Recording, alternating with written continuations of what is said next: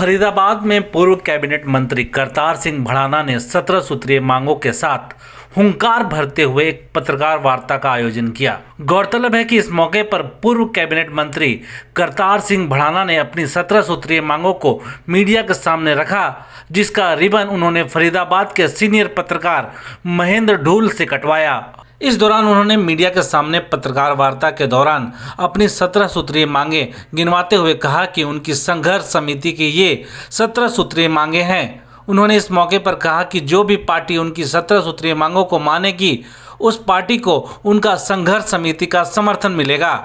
वहीं उन्होंने कहा कि हरियाणा में घर घर जाकर अपनी 17 सूत्रीय मांगों को लेकर जाएंगे और सभी को अपनी मांगों से अवगत कराएंगे। वहीं पूर्व कैबिनेट मंत्री करतार सिंह भड़ाना ने मीडिया से बात करते हुए कहा कि आदमपुर सीट बिश्नोई परिवार की सीट है, उनकी जीत वहां होनी ही थी।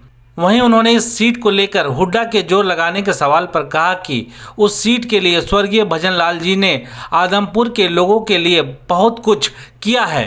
इस सीट पर हुड्डा के जोर लगाने से वहां कुछ नहीं होने वाला था, क्योंकि कुलदीप बिश्नोई अपने बेटे को आगे करना चाहते थे, इसलिए इस सीट से कुलदीप बिश्नोई ने इस्तीफा दिया था।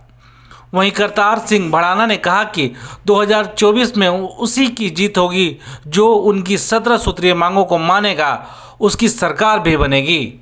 मैंने हरियाणा में भेज दिया था और उसी के नौते में ना 5 लाख लोग आए थे और जितने भी मुख्यमंत्री बनने वाले थे या जो बड़े हुए थे, सबके फोन आ रहे थे, भाई ये स्टेज पे जो है संघर्ष समिति के हमें बुला लो। वो कह रहा था हमें बुला लो, तीसरा कह रहा था हमें बुला लो। सबके फोन मेरे पास आ रहे थे, लेकिन मेरा छोटा भाई उस टाइम कांग्रेस में,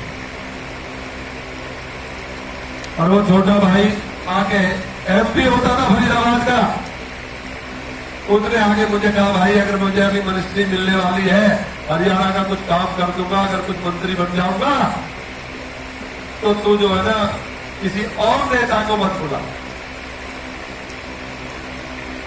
कांग्रेस के नेता को ही बुला ले। मैंने बहुत देर तक सोचा, परमात्मा के सामने खड़ा होकर सोचा और ये सोचा कि ये रैली, ये समिति तो फिर भी कभी मिल जाएगी। अगर आज मैंने अवतार सिंह का कहना नहीं माना तो जीवन में मेरे पे कलंक लग जाएगा कि एक भाई ने एक भाई को मुख्यमंत्री बनने से रोक दिया, मतलब सेंटर का मंत्री बनने से रोक दिया।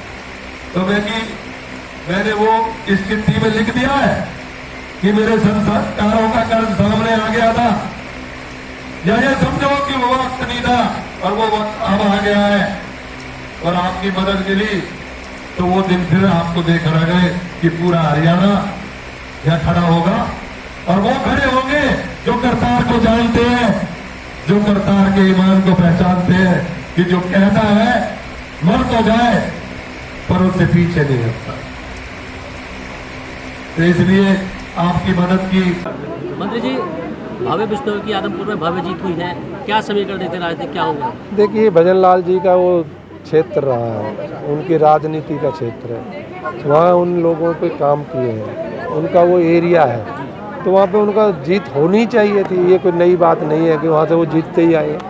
लेकिन ये लड़ाई जो मानी जा रही थी, ये भजन लाल परिवार और हुड्डा के बीच में मानी जा रही थी। देखिए, तो अपनी अपनी जगह है, हुड्डा अपनी जगह पे बात करे तो अच्छा लगता है। अब वो जगह है, वहाँ पे कितना ही जोर लगा ले, जो उनका एक घर है, जो उनकी परंपरा सीट है, जो जिसके लिए उनने हरियाणा के लिए जो भी किया वहाँ पे किया है, उस सीट के लिए लोगों को लगाया, तो वहाँ तो वो जीतने ही चाहिए थे। क्योंकि कह रहे हैं कि इससे हुड्डा कमजोर हुए हैं, हुड्डा को देखिए, कोई इससे कमज़ोर नहीं होता, कहीं पे कोई समीकरण होता है।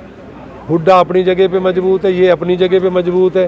हुड्डा एक पार्टी का अध्यक्ष है, ये अभी अध्यक्ष तो है नहीं, ये कोई अध्यक्ष तो है नहीं पार्टी के, ये तो भाई उनका बेटा है, खुद इस्तीफा दे के लड़ रहे हैं, तो उसमें कोई बात नहीं है, वो अभी आगे बेटा को करना चाहते हैं। 2024 में किस तरह का परिणाम देख रहे हैं, क्योंकि इसे सेमीफाइनल माना जा रहा है 2024? देखिए, 24 में मैं आपको विश्वास दिला देता हूँ, जो ये 17 सूत्री लागू करेगा वो बनेगा।